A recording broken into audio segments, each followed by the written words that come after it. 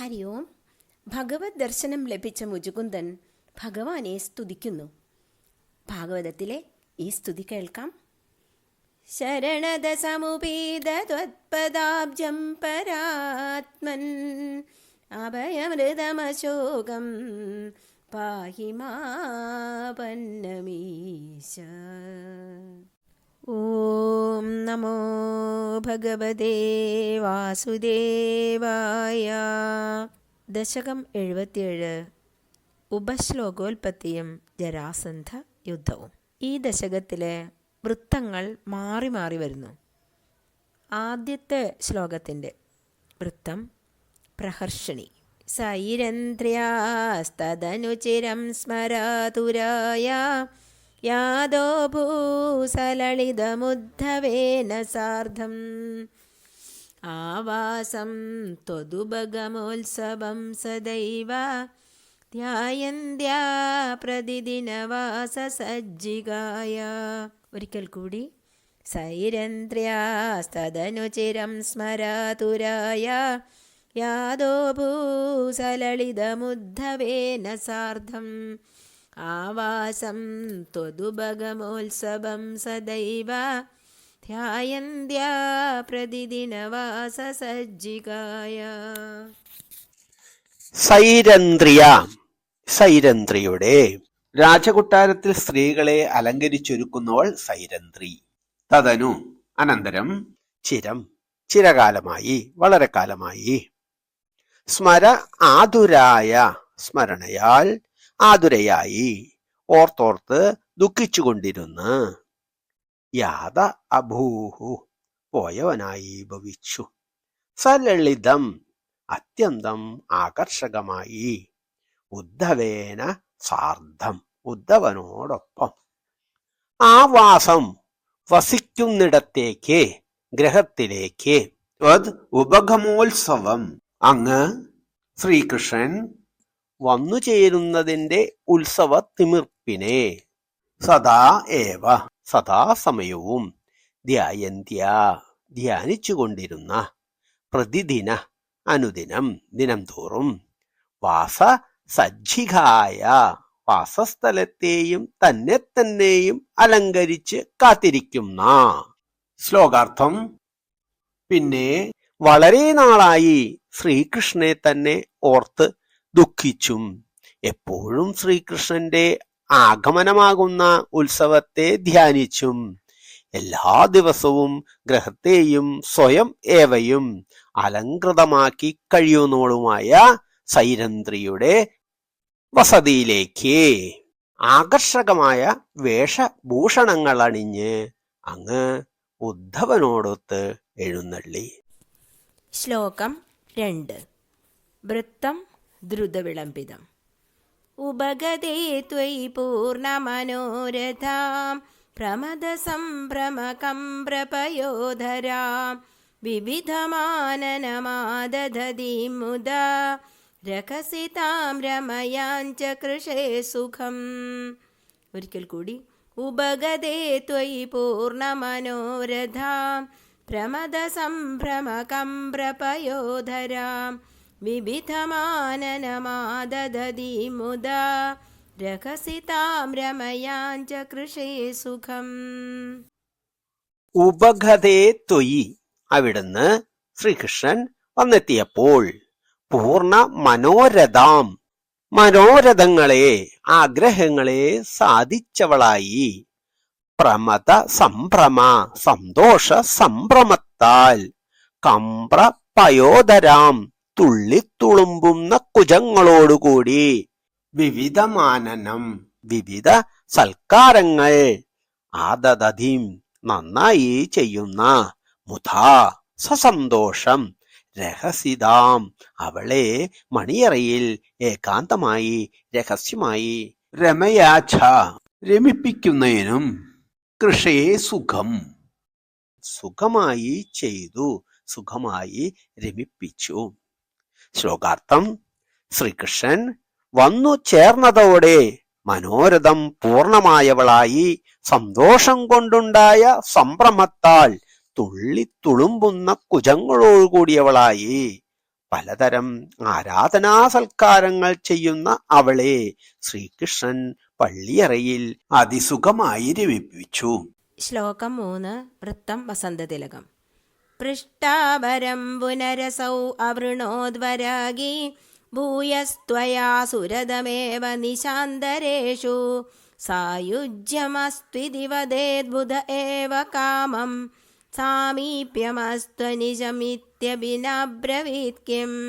ഒരിക്കൽ കൂടി. പൃഷ്ടാവരം പുനരസൗ അവൃണോദ്വരാഗി ഭൂയസ്ത്വയാ സുരതമേവ നിശാന്തരേഷു സായുജ്യമസ്ത്വിതി വദേദ്ബുധ ഏവ കാമം സാമീപ്യമസ്ത്വനിശമിത്യഭിനബ്രവീത് കിം.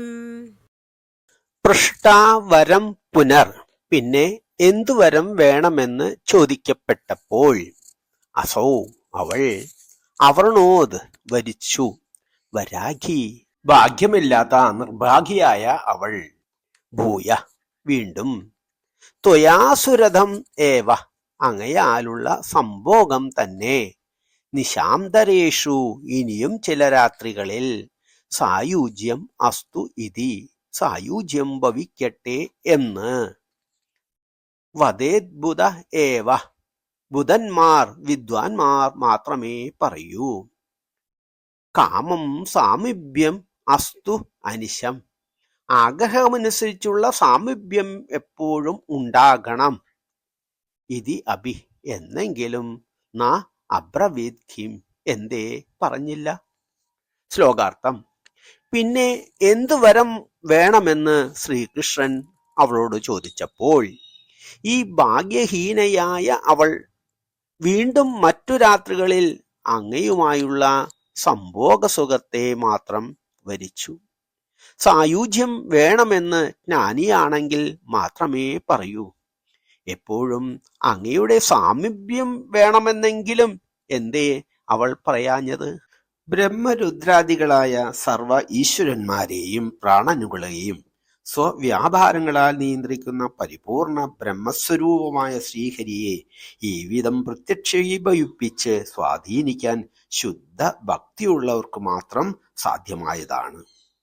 ആ അനൽപമായ ഭാഗ്യം സിദ്ധിച്ച സൈരന്ധ്രി ശരീരം കൊണ്ടോ മനസ്സുകൊണ്ടോ അല്പമായ വിഷയസുഖം ഭഗവാൻ തരണമെന്ന് അപേക്ഷിച്ചത് അവൾ ബുദ്ധിഹീനയും നിർഭാഗ്യവതിയും ആയതിനാലാണത്രേ. എന്നാൽ ആനന്ദചിന്മയനായ ഭഗവാൻ വന്ന് തന്റെ സമീപം അനേക രാത്രികളിൽ തന്നെ ആനന്ദിപ്പിക്കണമെന്ന് അവളുടെ അപേക്ഷ ഭഗവാൻ കാരുണ്യത്തോടെ തന്നെയാണ് സ്വീകരിച്ചത്. അല്ലെങ്കിൽ താൻ എന്താകണമെന്ന് താനല്ല, ഭഗവാനാണല്ലോ നിശ്ചയിക്കുന്നത്. എല്ലാ വിചാരവികാരങ്ങളും ഭഗവത് പ്രേരിതം തന്നെ. ഇതും ഈശ്വര നിശ്ചയം. ശ്ലോകം 4. വൃത്തം വംശസ്ഥം. തദോ ഭവാൻ ദേവനിശാസുകാസുചേത് മൃഗീദൃശം താനിഭൃതം വിനോദയൻ അദാതുപശ്ലോക ഇതി ശ്രുതം സുതം സനാരദാത് സാത്വതന്ത്രവിദ്ഭവോ. ഒരിക്കൽ കൂടി. തദോ ഭവാൻ ദേവനിശാസുകാസുചിത് മൃഗീദൃശം താനിഭൃതം വിനോദയൻ അദാതുപശ്ലോക ഇതി ശ്രുതം സുതം സനാരദാത് സാത്വതന്ത്രവിദ്ഭവോ. തഥോ ഭവാൻ അനന്തരം അങ്ങ് ശ്രീകൃഷ്ണൻ, ദേവ ഹേ ദേവ ശ്രീ ഗുരുവായൂരപ്പ, നിശാസു കാസുചിത് ചില നിശകളിൽ ചില രാത്രികളിൽ, മൃഗീദൃശം താം മാൻകണ്ണിയായ സുന്ദരിയായ അവളെ, നിഭൃതം വിനോദയൻ ആവോളം വിനോദിപ്പിക്കുന്നവനായി, അതാത് ലഭ്യമാക്കി കൊടുത്തു, ഉപശ്ലോക ഇതി ശ്രുതം സുതം ഉപശ്ലോകൻ എന്ന കീർത്തിമാനായ പുത്രനെ, സ നാരദാത് അവൻ നാരദനിൽ നിന്ന്, സാത്വത തന്ത്രവിദ്ഭവൗ സാത്വത തന്ത്രം അഭ്യസിച്ചവനായി ഭവിച്ചു. ശ്ലോകാർത്ഥം. അനന്തരം ഹേ ദേവ ശ്രീകൃഷ്ണ, അങ്ങ് ചില രാത്രികളിൽ മാൻ കണ്ണിയായ അവളെ വളരെ വിനോദിപ്പിച്ച് അവളിൽ ഉപശ്ലോകൻ എന്ന പുത്രനെ ലഭ്യമാക്കി. ആ ഉപശ്ലോകൻ നാരദനിൽ നിന്ന് സാത്വത തന്ത്രം പഠിച്ചവനായി ഭവിച്ചു. വൈഷ്ണവ തന്ത്രങ്ങളിൽ ഒരു വിഭാഗമാണ് സാത്വത തന്ത്രം. ഇത് നാരദ മഹർഷി രചിച്ച സാത്വത പാഞ്ചരാത്രം എന്ന കൃതിയെ ആസ്പദമാക്കിയുള്ള ഒരു രചനയാണ്. ശ്ലോകം 5. വൃത്തം വസന്തതിലകം. അക്രൂരമന്ദിരമിതോധബലോധവാഭ്യാം അഭ്യർച്ചിതോ ബഹുനുതോ മുദിതേന തേന ഏനം വിസൃജ്യ വിപിനാഗത പാണ്ഡവേയ വൃത്തം വിവേദിത തഥാ ധൃതരാഷ്ട്രചേഷ്ടാം. ഒരിക്കൽ കൂടി. അക്രൂരമന്ദിരമിതോധബലോധവാഭ്യാം അഭ്യർച്ചിതോ ബഹുനുതോ മുദിതേന തേന ഏനം വിസൃജ്യ വിപിനാഗത പാണ്ഡവേയ വൃത്തം വിവേദിത തഥാ ധൃതരാഷ്ട്രചേഷ്ടാം. അക്രൂര മന്ദിരം, അക്രൂരന്റെ ഭവനത്തെ ഇത പ്രാപിച്ചവനായ അത പിന്നെ ബലരാമനോടും ഉദ്ധവാഭ്യാം ഉദ്ധവനോടും കൂടി അഭ്യർച്ചിതോ അർച്ചിക്കപ്പെട്ടവനായി ബഹുനുധോ വളരെ സ്തുതിക്കപ്പെട്ടവനും മുദിതേന തേന സന്തോഷവാനായ ആ അക്രൂരനാൽ ഏനം വിസൃജ്യ അവനെ അയച്ച് ആ അക്രൂരനെ അയച്ച് വിപിന ആഗത പാണ്ഡവേയ വൃത്തം വനവാസത്തിന് ശേഷം വന്ന പാണ്ഡവരുടെ വൃത്താന്തവും വിവേദിത അറിഞ്ഞു. തഥാ അപ്രകാരം തന്നെ ധൃതരാഷ്ട്രചേഷ്ടാം ധൃതരാഷ്ട്രരുടെ പ്രവൃത്തിയെയും. ശ്ലോകാർത്ഥം. പിന്നെ ബലരാമനോടും ഉദ്ധവനോടുമൊപ്പം അക്രൂരന്റെ ഭവനത്തിൽ എത്തിയ ശ്രീകൃഷ്ണൻ സന്തുഷ്ടനായ അക്രൂരനാൽ സ്തുതിക്കപ്പെട്ടവനും അർച്ചിക്കപ്പെട്ടവനുമായി തീർന്നു. ഭഗവാൻ അക്രൂരനെ അയച്ച് വനവാസത്തിനു ശേഷം നാട്ടിൽ വന്ന പാണ്ഡവരുടെ വൃത്താന്തവും ധൃതരാഷ്ട്രരുടെ പ്രവൃത്തികളും അറിഞ്ഞു. കുന്തിദേവി വസുദേവരുടെ സഹോദരിയാണ്. അതിനാൽ കുന്തിദേവിയും പാണ്ഡവരും ശ്രീകൃഷ്ണന്റെ ഉറ്റ ബന്ധുക്കളാണ്. അവരുടെ സൗഖ്യമറിയാനാണ് അക്രൂരനെ ഹസ്തിനപുരിയിലേക്ക് അയച്ചത്. ശ്ലോകം 6. വൃത്തം ശിഖരിണി. വിഘാതാദ്യാമാദു പരമസുഹൃദോ ഭോജ നൃപതേഃ ജരാസന്ധേരുന്ധത്യനവധിരുഷാന്ധേധമധുരാം രഥാദ്യൈർദ്യോർലബ്ധൈ കതിഭയബലസ്ത്വം ബലയുതഃ ത്രയോവിംശത്യക്ഷൗഹിണി തദുപനീതം സമകൃതാഃ. ഒരിക്കൽ കൂടി.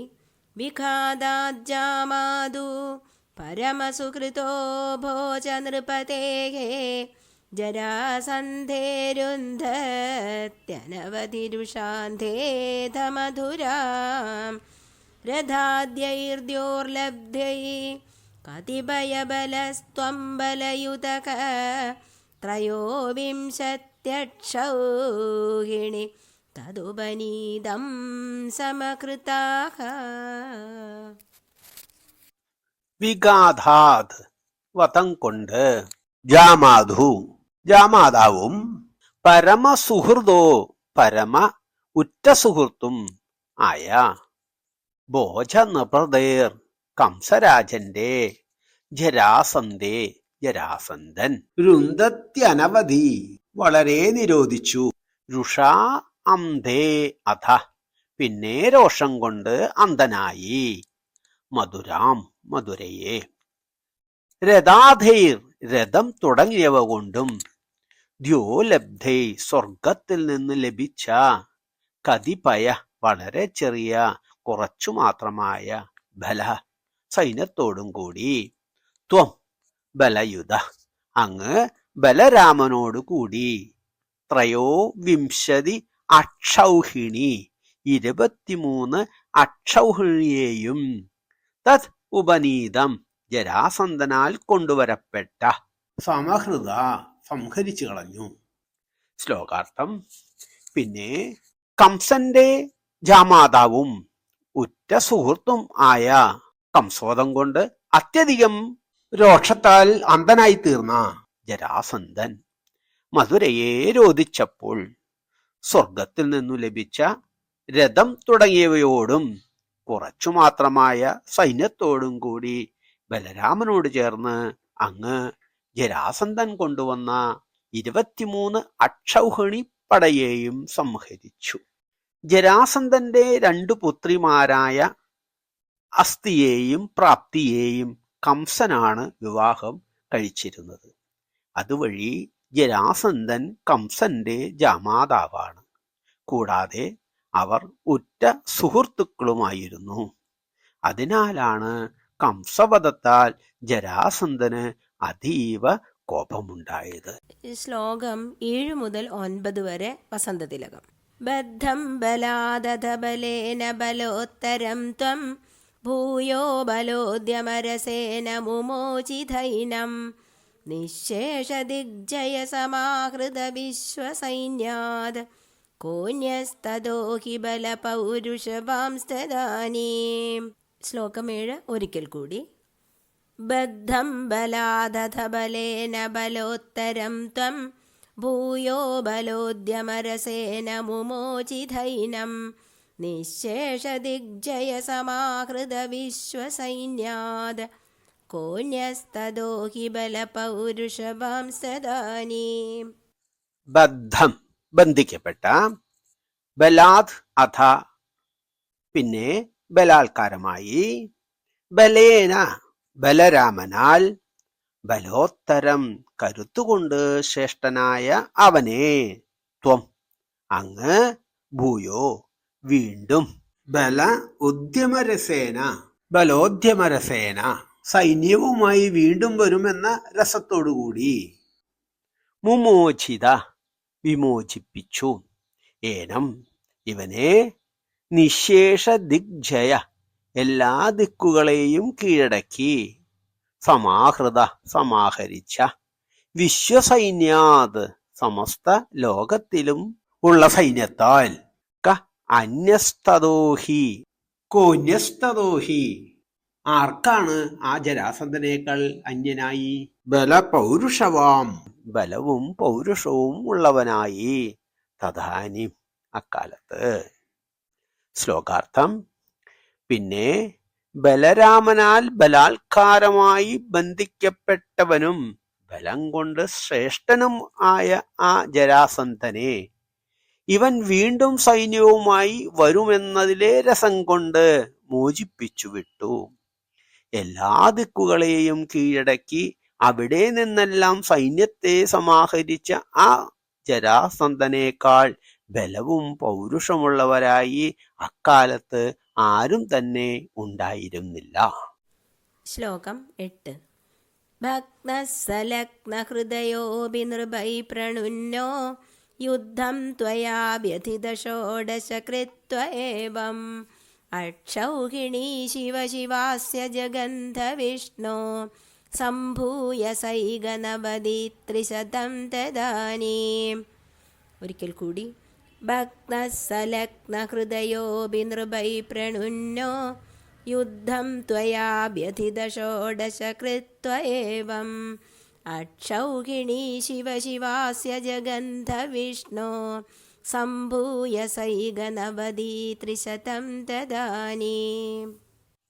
ഭഗ്നസ്സ പരാജിതനായ അവൻ ജരാസന്ധൻ, ലഗ്നഹൃദയോ അഭി ലജ്ജിത ഹൃദയനാണെങ്കിലും, നൃപൈ പ്രണൂനോ രാജാക്കന്മാരാൽ പ്രേരിതനായി, യുദ്ധം ത്വയാ വ്യതിത അങ്ങയോട് യുദ്ധം ചെയ്തു, ഷോഡശ കൃത്വ ഏവം 16 പ്രാവശ്യം ഇങ്ങനെ, അക്ഷൗഹിണീഹി ആ അക്ഷൗഹിണികളെ, ശിവ ശിവ ആശ്ചര്യം തന്നെ, അസ്യ അവന്റെ, ജഗത വിഷ്ണു ഹേ വിഷ്ണു ഭഗവാനെ നശിപ്പിച്ചു, സംഭൂയ സ ഏക 90 300 ആകെ 391 അക്ഷൗഹിണി പടകളെ. തഥാനീം അപ്പോൾ. ശ്ലോകാർത്ഥം.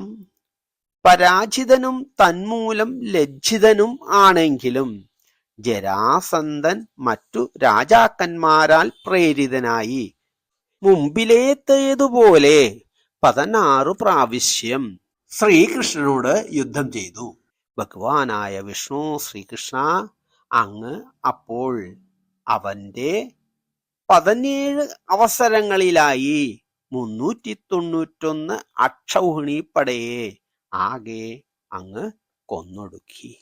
ഒരു അക്ഷൗഹിണിയിൽ 21,870 ആനകളും 65,610 കുതിരകളും 1,93,050 കാലാൾപ്പടകളുമുണ്ടത്രേ. ജരാസന്ധനുമായുള്ള യുദ്ധത്തിൽ 391 അക്ഷൗഹിണികളെ നശിപ്പിച്ചപ്പോൾ 4 കോടിയിൽ പരം ജനങ്ങളാണത്രേ വധിക്കപ്പെട്ടത്. ശ്ലോകം 9. അഷ്ടാദശേസ്യ സമരേ സമുപേയുഷിത്തം ദൃഷ്ട്വാ പുരോധയവനം യവനത്രികോട്യാ ത്വഷ്ട്രാവിധാപ്യ പുരമാശുപയോധി മധ്യേ തത്രാധയോഗബലദസ്വജനാനനൈഷീഃ. ഒരിക്കൽ കൂടി. അഷ്ടാദശേസ്യ സമരേ സമുപേയുഷിത്തം ദൃഷ്ട്വാ പുരോധയവനം യവനത്രികോട്യാ ത്വഷ്ട്രാവിധാപ്യ പുരമാശുപയോധി മധ്യേ തത്രാധയോഗബലദസ്വജനാനനൈഷീഃ. അഷ്ടാദശേ അസ്യ സമരേ, ഇവന്റെ 18ാമതായ യുദ്ധത്തിന് സമുപേയുഷി ഒരുങ്ങി വന്നപ്പോൾ ത്വം ദൃഷ്ട്വാ പുരോ അധ, അങ്ങയുടെ മുന്നിൽ അനന്തരം കണ്ടിട്ട് യവനം, യവനനെ, കാലയവനനെ, യവനത്രികോട്യ 3 കോടി യവന സൈന്യവുമായി വന്ന തുഷ്ട്രാ, തുഷ്ടാവിനാൽ, വിശ്വകർമാവിനാൽ, വിധാപ്യ പുരം ആശു, വേഗത്തിൽ ഒരു നഗരം നിർമ്മിച്ചിട്ട്, തത്ര അത, അവിടെ, പിന്നെ, യോഗബലധ, യോഗബലം കൊണ്ട്, സ്വജനാൻ, സ്വജനങ്ങളെ, അനൈഷി, നയിച്ചു, പയോധിമധ്യേ, സമുദ്രമധ്യത്തിൽ. ശ്ലോകാർത്ഥം. അനന്തരം ജരാസന്ധന്റെ 18ാമത്തെ യുദ്ധം ആസന്നമായ നേരം 3 കോടി യവന പടയോടുകൂടിയ കാലയവനനെ കണ്ടിട്ട് വേഗത്തിൽ വിശ്വകർമാവിനെ കൊണ്ട് സമുദ്രമധ്യത്തിൽ ദ്വാരക എന്ന നഗരത്തെ നിർമ്മിപ്പിച്ച് സ്വജനങ്ങളെ യോഗബലം കൊണ്ട് അങ്ങോട്ട് നയിച്ച് മാറ്റിപ്പാർപ്പിച്ചു. ശ്ലോകം 10ഉം 11ഉം വൃത്തം ശ്രദ്ധര. ശ്ലോകം 10. പദ്ഭ്യാം ത്വം പത്മമാലീ ചകിത ഇവ പുരാത് നിർഗതോ ധാവമാനോ മ്ലേച്ഛേശേനാനുയാതോ വധസുകൃതവിഹീനേന ശൈലേന്യലൈഷീഃ. സുപ്തേനാം ഘ്രാഹദേന ദ്രുതമധമുചുകുന്ദേന ഭസ്മീകൃതേസ്മിൻ ഭൂപായാസ്മൈ ഗുഹാന്ത സുലളിതവപുഷാ തസ്തിഷേ ഭക്തിഭാജേ. ഒരിക്കൽ കൂടി. പദ്ഭ്യാം ത്വം പത്മമാലീ ചകിത ഇവ പുരാത് നിർഗതോ ധാവമാനോ മ്ലേച്ഛേശേനാനുയാതോ വധസുകൃതവിഹീനേന ശൈലേന്യലൈഷീഃ. സുപ്തേനാം ഗ്രാഹദേന ദ്രുതമധമുചുകുന്ദേന ഭസ്മീകൃതേസ്മിൻ ഭൂപായാസ്മൈ ഗുഹാന്ത സുലളിതവപുഷാ തസ്തിഷേ ഭക്തിഭാജേ.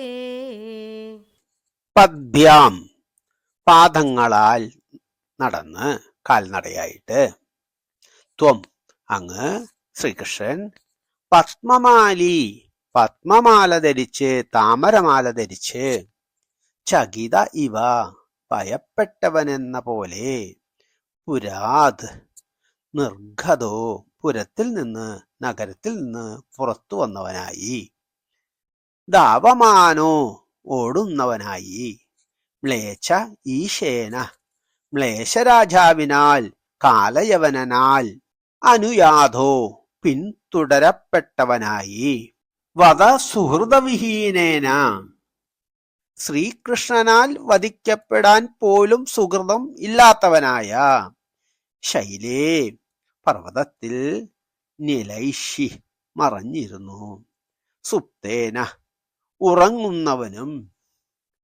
അംഘ്രിയാഹതേന പാദം കൊണ്ട് പ്രഹരിക്കപ്പെട്ടവനുമായ. ദ്രുതം അധ അനന്തരം പെട്ടെന്ന്. പിന്നെ മുജുകുന്ദേന മുജുകുന്ദനാൽ. ഭസ്മീകൃതേ അസ്മിൻ ഇവൻ ഈ കാലയവനൻ ഭസ്മമാക്കപ്പെട്ടപ്പോൾ. ഭൂപായ അസ്മൈ ഭൂമിയെ പായനം ചെയ്യുന്നവന്റെ ഈ രാജാവിന്റെ മുജുകുന്ദന്റെ. ഗുഹാന്ത ഗുഹയ്ക്കുള്ളിൽ. സുലളിത വപുഷ അത്യന്ത സുന്ദര ശരീരനായി. തസ്തിഷേ ഭക്തിബാജേ ഭക്തിബാക്കായി സ്ഥിതി ചെയ്തു. ശ്ലോകാർത്ഥം. പത്മമാല അണിഞ്ഞവനായ ശ്രീകൃഷ്ണൻ ഭയപ്പെട്ടിട്ടെന്ന പോലെ പാദനടയായി ദ്വാരകയിൽ നിന്ന് പുറത്തു വന്ന് ഓടാൻ തുടങ്ങി. ശ്രീകൃഷ്ണനാൽ വധിക്കപ്പെടാൻ പോലും സുഹൃതം ചെയ്തിട്ടില്ലാത്ത ആ മ്ലേച്ഛരാജൻ കാലയവനൻ പർവ്വതത്തിൽ മറഞ്ഞിരിക്കുന്ന കൃഷ്ണനെ പിന്തുടർന്നു. പിന്നെ ഗുഹയ്ക്കുള്ളിൽ ഉറങ്ങിക്കിടക്കുകയായിരുന്ന മുജുകുന്ദന്റെ ചവിട്ടേറ്റ് ഭസ്മമാക്കപ്പെട്ടപ്പോൾ ഭക്തിശാലിയായ ഈ രാജാവിന് അങ്ങ് അത്യന്ത സുന്ദര ശരീരനായി ദർശനം നൽകി. 17 പ്രാവശ്യവും ജരാസന്ധന്റെ 23 അക്ഷൗഹിണി പടകളെ ഭഗവത് പ്രഭാവം നിമിത്തം ഒന്നുപോലും ബാക്കി വയ്ക്കാതെ വൃഷ്ണികൾ നശിപ്പിച്ചു. 18ാമത്തെ തവണയും ജരാസന്ധൻ യുദ്ധത്തിനൊരുങ്ങുവാൻ ഭാവിക്കുന്നതിനു മുൻപ് ശ്രീ നാരദ മഹർഷി കാലയവനൻ എന്ന വീരനോട് നീ മധുരയിൽ പോയി വൃഷ്ണികളെ ജയിച്ചാലേ ലോകൈക വീരനാകൂ എന്ന് അറിയിച്ച് അവനെ മധുരയിലേക്ക് വരുത്തി. യവനൻ സൈന്യസമേതം യുദ്ധത്തിന് വന്നത് കൃഷ്ണൻ കണ്ടു. ജരാസന്ധനും ഇനി മുന്നെപ്പോലെ സൈന്യം സമ്പാദിച്ചു വരും. അവർ നമ്മുടെ ബന്ധുജനങ്ങളെ സംഹരിക്കും. അപ്പോൾ ശ്രീകൃഷ്ണനും ബലരാമനും ആലോചിച്ച് ബന്ധുക്കളെ ഒരു ദുർഗം നിർമ്മിച്ച് അപായം കൂടാതെ പാർപ്പിച്ച് യവനനെ അന്യനെ കൊണ്ട് വധിപ്പിക്കണം എന്നിങ്ങനെ ആലോചിച്ച് ഭഗവാൻ ശ്രീകൃഷ്ണൻ സ്വപ്രഭാവത്താൽ സമുദ്രത്തിൽ 12 യോജന വിസ്താരമുള്ള ഒരു ദ്വീപ് ഉണ്ടാക്കി. അതിൽ സകലവും ആശ്ചര്യകരമെന്ന് തോന്നുന്ന ഒരു വിശിഷ്ട പട്ടണം വിശ്വകർമാവിനെ കൊണ്ട് ഉണ്ടാക്കിച്ചു. ആ നഗരമാണ് ദ്വാരകാപുരി. മനുഷ്യർക്ക് പ്രാപിക്കാൻ കഴിയാത്ത ഈ ദ്വാരകയിൽ ശ്രീകൃഷ്ണൻ തന്റെ യോഗമായ വൈഭവത്താൽ സകല യദുക്കളെയും പ്രവേശിപ്പിച്ച് യാതൊരു ആയുധവും എടുക്കാതെ ഒരു താമര പൂമാല മാത്രം കഴുത്തിൽ ധരിച്ച് കാലയവനനോട് ഏകനായി യുദ്ധം ചെയ്യാൻ പുറപ്പെട്ട് പുറത്തു വന്നു. കാലയവനൻ ഭഗവാന്റെ ശ്യാമസുന്ദരമായ മഞ്ഞപ്പട്ടാള ചാർത്തി ചതുർബാഹുവായി ശ്രീവത്സം കൗസ്തുഭം ഇവയാൽ പ്രകാശിതനായി കാൽനടയായി പോകുന്നതാണ് കണ്ടത്. മഹായോഗികൾക്ക് കൂടി പ്രാപിക്കാനാകാത്ത ആ കോമള സ്വരൂപനെ പിടിക്കാൻ അവൻ പിന്നാലെ പാഞ്ഞു. ഇപ്പോൾ പിടിക്കാം എന്ന രൂപത്തിൽ യവനൻ അനുധാവനം ചെയ്തുകൊണ്ടിരിക്കെ ശ്രീകൃഷ്ണൻ ഒരു പർവ്വത ഗുഹയിലേക്ക് പ്രവേശിച്ചു. യവനനും ആ ഗുഹയിൽ പ്രവേശിച്ചു. അവിടെ കിടന്നുറങ്ങുന്ന മനുഷ്യരൂപത്തെ കണ്ടതല്ലാതെ മറഞ്ഞു നിൽക്കുന്ന ശ്രീകൃഷ്ണനെ യവനൻ കണ്ടതേയില്ല. ഇത്ര നേരം ഓടി വന്ന് ഇവിടെ കിടന്ന് ഉറങ്ങുന്നുവോ എന്ന് ചിന്തിച്ച് ആ രൂപത്തെ കാൽ കൊണ്ട് ഒന്ന് തൊഴിച്ചു. കുറെ നേരം കൊണ്ട് ഉറങ്ങുകയായിരുന്ന ആ പുരുഷൻ മെല്ലെ മിഴി തുറന്നു. നോക്കിയപ്പോൾ മുന്നിൽ നിൽക്കുന്ന കാലയവനനെ കണ്ടു. അദ്ദേഹം ക്രോധത്താൽ ഉജ്ജ്വലിതനായി. ആ ക്രോധാഗ്നിയിൽ ആ കാലയവനൻ അപ്പോൾ തന്നെ ഭസ്മമായി തീർന്നു. അവിടെ ആ ഗുഹയിൽ ശയിച്ചുകൊണ്ടിരുന്നത് മഹാനുഭാവനായ ഇക്ഷാകുകുലത്തിൽ ജനിച്ച മാന്ധാതാവിന്റെ പുത്രൻ ഭക്തിമാനായ മുജുകുന്ദൻ ആയിരുന്നു. ഇന്ദ്രാദിദേവന്മാർ പണ്ട് അസുരഭയം മൂലം ഭയപ്പെട്ട് യുദ്ധവീരനായ മുജുകുന്ദ മഹാരാജാവിനോട് തങ്ങളെ അസുരഭയം തീർത്ത് രക്ഷിക്കണമെന്ന് പ്രാർത്ഥിച്ചു. അപ്പോൾ മുജുകുന്ദൻ അസുരഭയത്തിൽ നിന്ന് ദേവന്മാരെ വളരെ കാലം സംരക്ഷിച്ചു. അപ്പോഴാണ് സുബ്രഹ്മണ്യന്റെ അവതാരം. പിന്നെ സുബ്രഹ്മണ്യൻ ദേവസേനാപതിയായി മുജുകുന്ദനെ മനുഷ്യലോകത്തേക്ക് തിരിച്ചയച്ചു. അപ്പോഴേക്കും അദ്ദേഹത്തിന്റെ കളത്ര പുത്രാദികളും സമകാലീനരും ആയ എല്ലാവരും തന്നെ ഭൂമിയിൽ നിന്ന് മറഞ്ഞു കഴിഞ്ഞിരുന്നു. അദ്ദേഹം ദേവന്മാരോട് പറഞ്ഞു, എനിക്ക് നല്ല ക്ഷീണമുണ്ട്, ദീർഘമായി ഒന്നുറങ്ങണം. എന്റെ നിദ്രയ്ക്ക് ഭംഗം വരുത്തുന്നവൻ തക്ഷണം ഭസ്മമായി തീരണം. ആ വരവും സ്വായത്തമാക്കിയാണ് മുജുകുന്ദ മഹാരാജാവ് ഗുഹയിൽ കിടന്നുറങ്ങിയിരുന്നത്.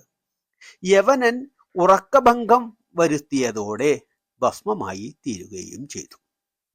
ഭഗവാൻ ശ്രീകൃഷ്ണൻ പിന്നെ മുജുകുന്ദനു മുമ്പിൽ പ്രത്യക്ഷപ്പെട്ട് തന്റെ പരമ ദുർലഭമായ വൈകുണ്ഠ സ്വരൂപം ദർശിപ്പിച്ച് അനുഗ്രഹിച്ചു. മുജുകുന്ദൻ തന്നെ സംസാരസാഗരത്തിൽ നിന്ന് സംരക്ഷിക്കണമെന്ന് അപേക്ഷിച്ചു.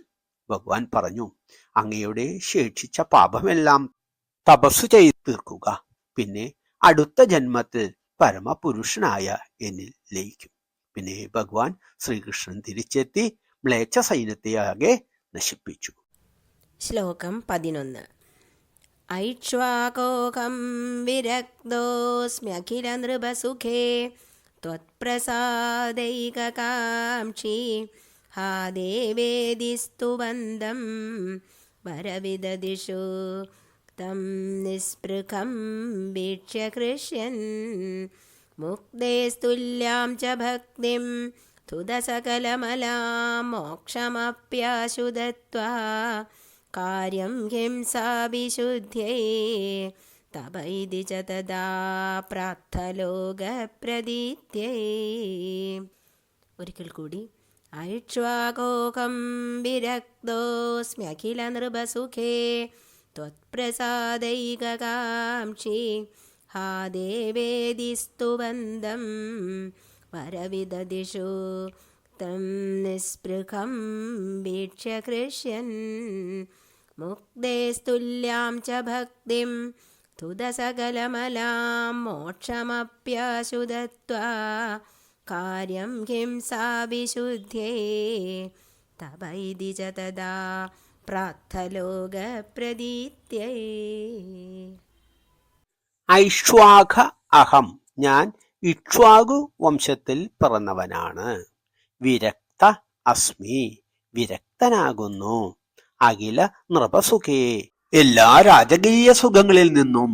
ത്വത്പ്രസാദ ഏകകാംക്ഷി, അങ്ങയുടെ പ്രസാദത്തെ മാത്രം കാക്ഷിക്കുന്നു. ഹാ ദേവ, അലയോ ദേവ, ഇതി ഇപ്രകാരം സ്തുവന്തം സ്തുതിക്കുന്നവനായി. വരവിദദിഷു, വരസമൂഹങ്ങളിൽ. തം, ആ മുജുകുന്ദനെ. നിസ്പൃഹം വീക്ഷ്യ, ആഗ്രഹമില്ലാത്തവനായി കണ്ടിട്ട്. ഹൃഷ്യൻ, സന്തോഷവാനായി. മുക്തേ തുല്യാം, മുക്തിക്ക് തുല്യമായ. ച ഭക്തിം, ഭക്തിയെയും. ദുത സകലമലം, എല്ലാ പാപങ്ങളെയും നശിപ്പിക്കുന്ന. മോക്ഷം അഭി ആശുതത്വ, മോക്ഷത്തെയും വേഗത്തിൽ കൊടുത്തിട്ട്. കാര്യം വൃത്തി ഹിംസാവിശുദ്ധൈ, ചെയ്ത പോയ ഹിംസകളിൽ നിന്ന് വിശുദ്ധമാകാനുള്ള. തപ ഇതി, തപസ് അനുഷ്ഠിക്കൂ എന്ന്. ച തഥാ പ്രാർത്ഥ, അപ്പോൾ അങ്ങ് കൃഷ്ണ ഭഗവാൻ പറഞ്ഞു.